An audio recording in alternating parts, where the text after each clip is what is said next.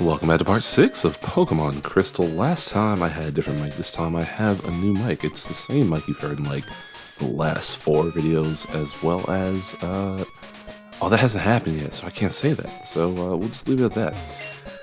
It's a fruit bearing tree. We got a white apricorn. Apricorn? Oh, there's that glitchy sound, that glitchy music I miss so much. You have a ball for us?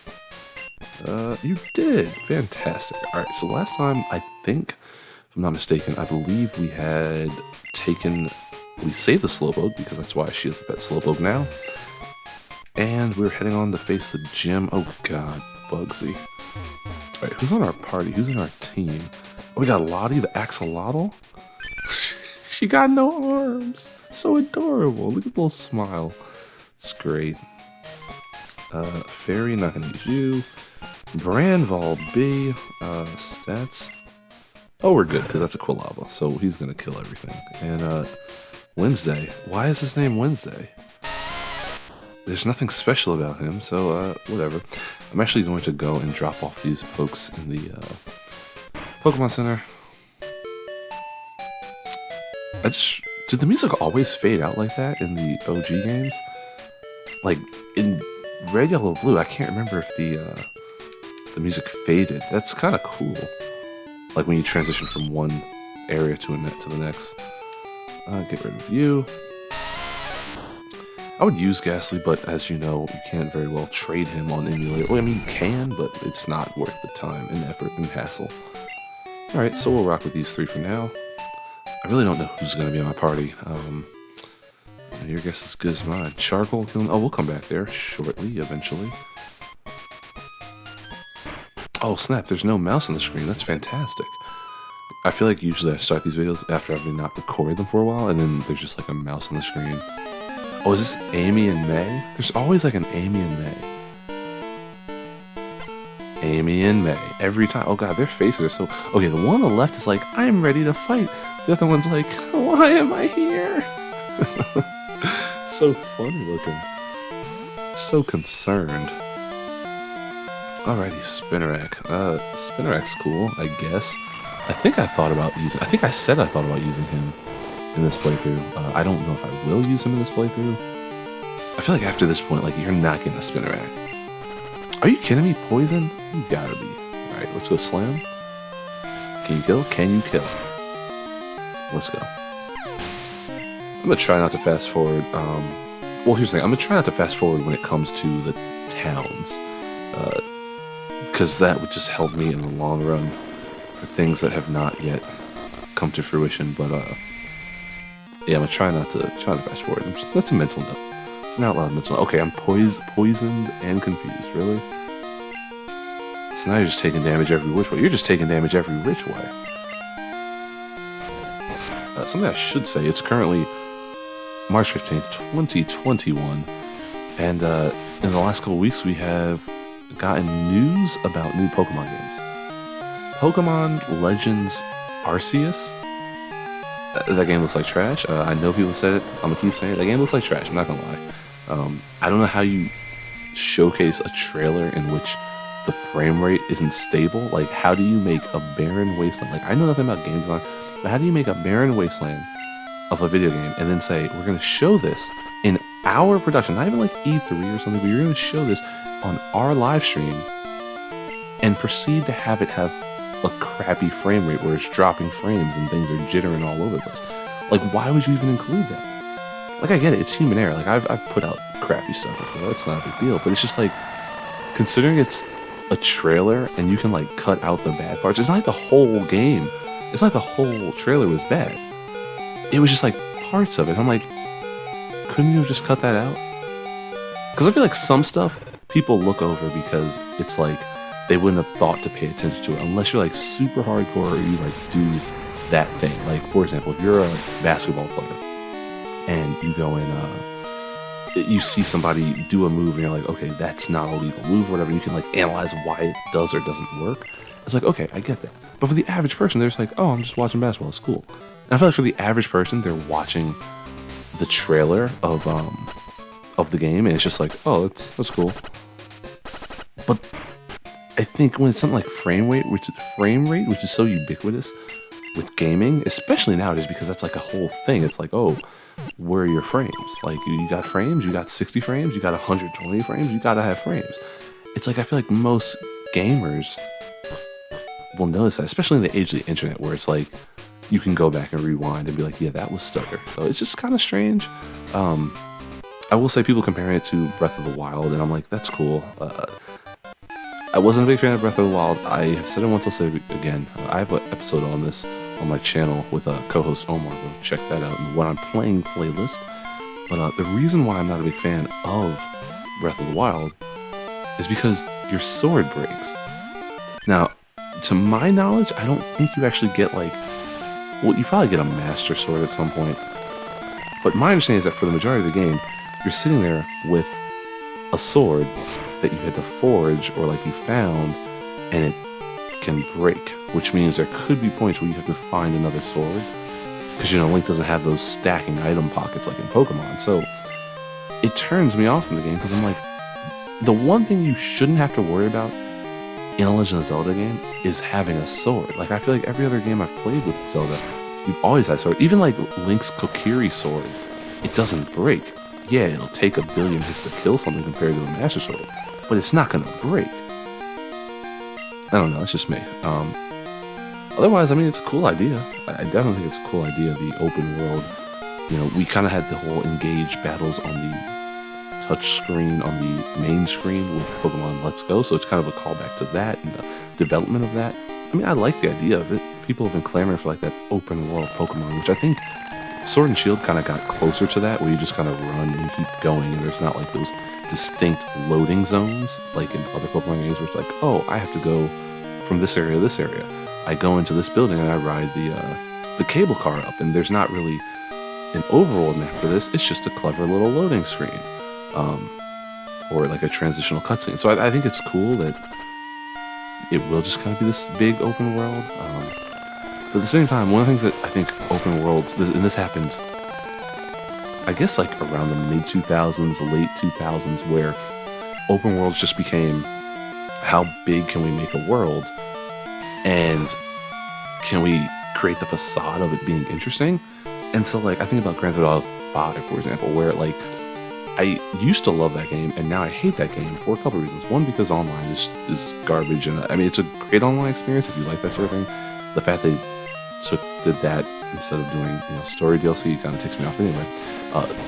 That, but also the fact that the actual playable area of the map in a one-player campaign is kind of small. Like, the only real playable areas are the oh my god, what's the town? This was like the downtown LA area, like where Franklin and what's his name live. And then there's the other. Oh, we have to heal again. Are you kidding me? All right, let's just swap them out for Bran, kill everything.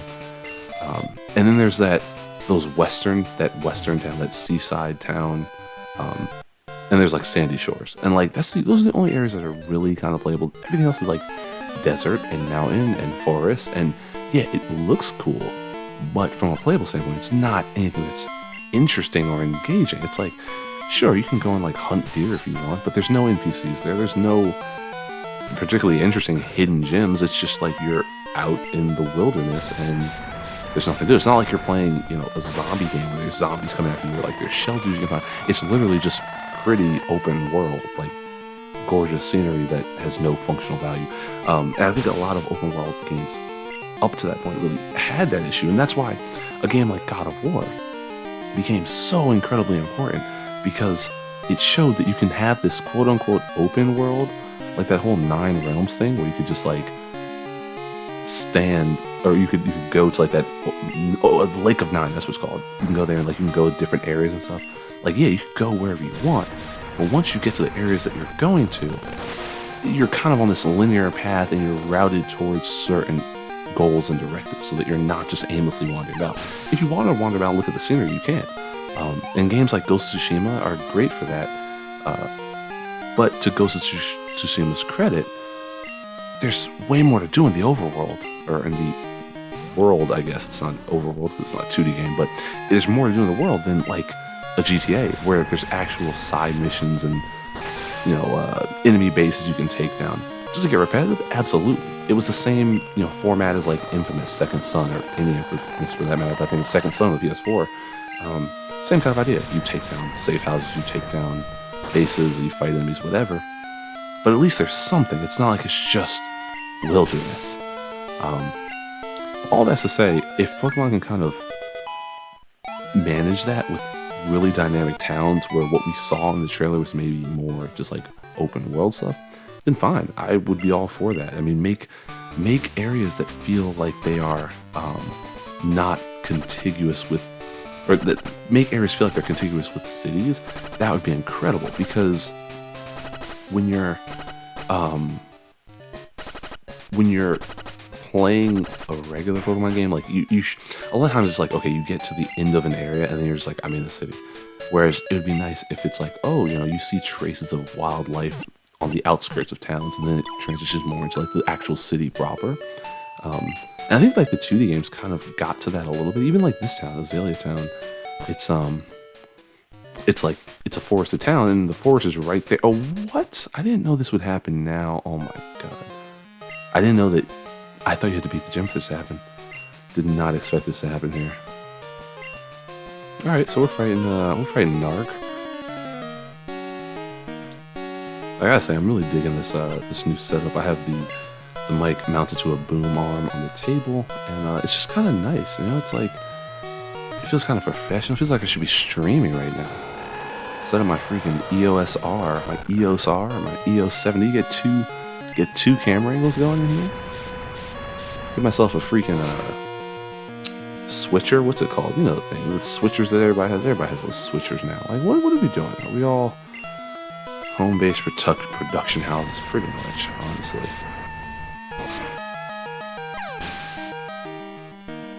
My phone has been on the fritz quite a bit. It's kind of weird. I use the Pixel 4a, and it's cool. The battery life seems like it's trash, though. For whatever reason, lately it's just like, it's not lasting very long. And I got this phone because I have the Pixel 3a, and I was like, oh, the battery life's starting to go, I'll get a new phone. And I've gotten to the point where I'm like, I'm not getting more than a $400 phone. Like, you're not going to see me buy one anytime soon. It's not worth it. I switched phones too much, and I had the Samsung S10e, and for like $800, it just wasn't worth it. I had a crappy Wi-Fi antenna, which that's a problem. Like, how are you gonna? These phones are only wireless. Like, I'm not hooking up an Ethernet port to my phone. So, can we just get a solid Wi-Fi chip, a Wi-Fi antenna? Sadly not. So I use the 4A. It works.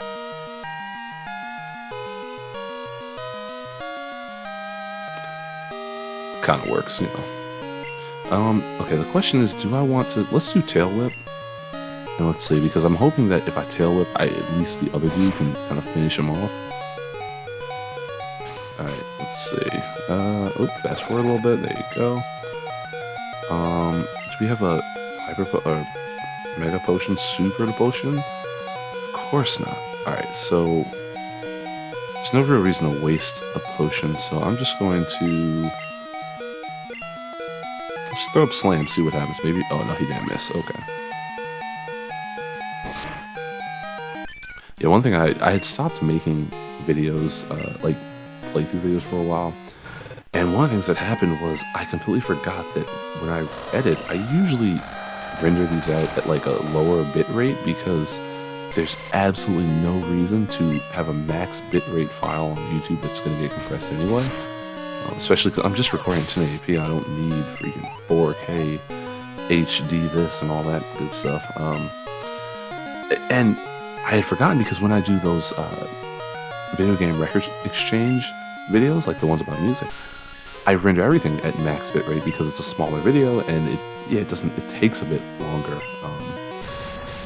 But I know I'm playing the clips from different sources, and I'm re-downloading my videos and all sorts of stuff. So I'm like, oh, let's just do it at a high bitrate. Hopefully that helps. And it's not a big deal, because like, oh, a 10-minute video is not that bad to render on my computer compared to like a 41-minute part of Sonic Classic Heroes. That's a little much. The short of it being, I completely forgot that I haven't been rendering these at a lower bit rate. So like I've been exporting like 5, 6, 8 gigabyte files. Like it's heavy, and I went to upload on Wi-Fi the other day. I'm like, wait, why does it say it's gonna take an hour and 55 minutes? And I'm like, oh, that's a 10 gigabyte file, and you're uploading on 2.4 gigahertz Wi-Fi. Okay. So this afternoon I uploaded that Sonic Classic Heroes on not Wi-Fi but Ethernet, and that was a bit better. But yeah, no, it's bad. It's bad. Alrighty, you're gonna go and do your whole thing. Do your whole thing. Wolfgang, Odd Future, hate them all. Like, I wish I could go back to that time in my life. I was like in college when I listened to Odd Future. It was so good. Like, it was just so good. And it wasn't like early Odd Future. It was like that late Odd Future. It was that Tyler the Creator Wolf Odd Future. It was just such a good time. And now they're all like doing their own thing. Tyler the Creator, he's major now. He's not, eating people in his videos and eating cockroaches and junk. It's just like, come on now. Alright, well, what I'm going to do here is I'm going to, honestly, I'm trying to think. Conceivably, we'll just keep going. I'm just going to fast forward a little bit because I want to fight these kids and get this over with, because we're already at 16 minutes of this nonsense. Oh, he's not very effective. Oh my god, really? Alright, cool, you're done. Oh, what do you have to say, guy? Yo, challenger. Bugsy's young, but his knowledge of bug Pokemon is for real. It's gonna be tough without my advice. I love that he's just like, oh, okay, I was about to say he's like gonna not give me his advice. That'd be funny.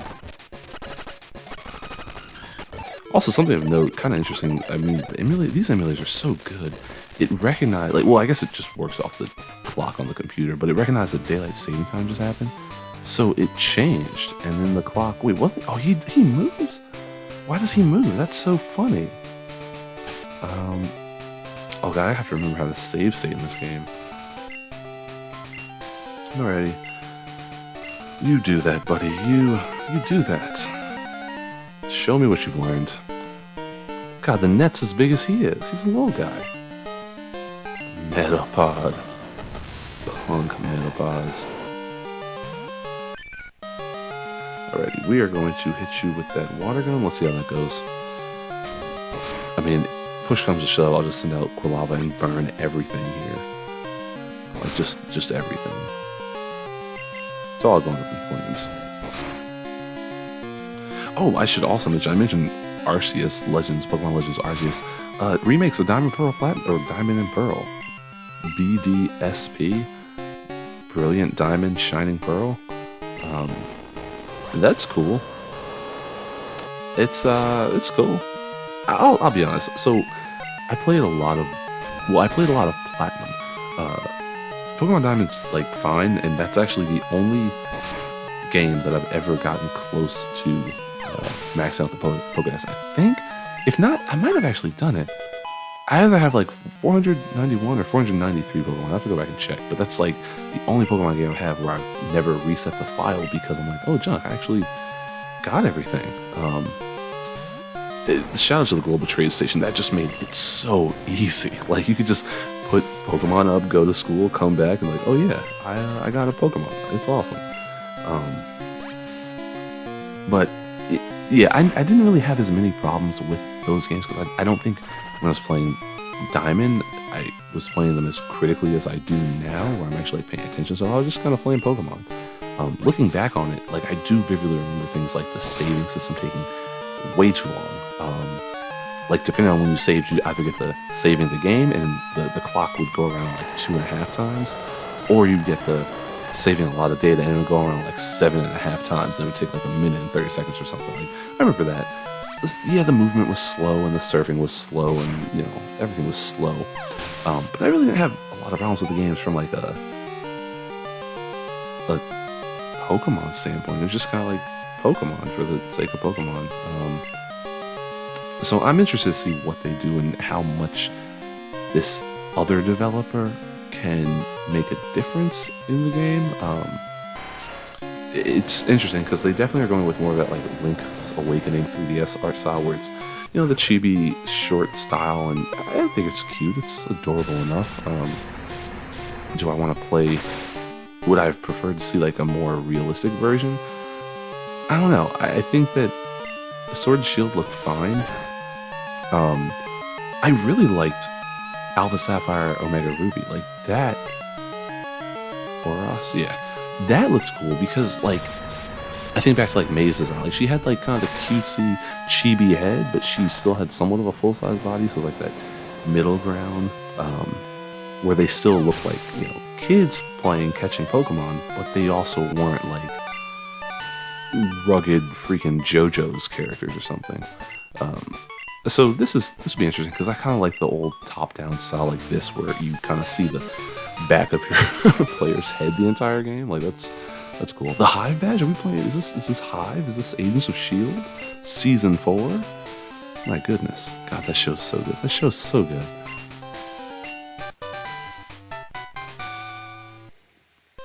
I realized I spent this entire part not really talking anything about this game. It's like, come on, it's Pokemon. It's Pokemon Crystal. It's cool. I'm mashing A. I'm going fast. But that's going to do it for this episode. Next time, we're going to come back. We are going to... well, I'll heal up off screen. We already beat the rival, so that's nice. And we will go and hang out in Ilex Forest. As always, thanks for watching. I will see you in the next one. Have a great day.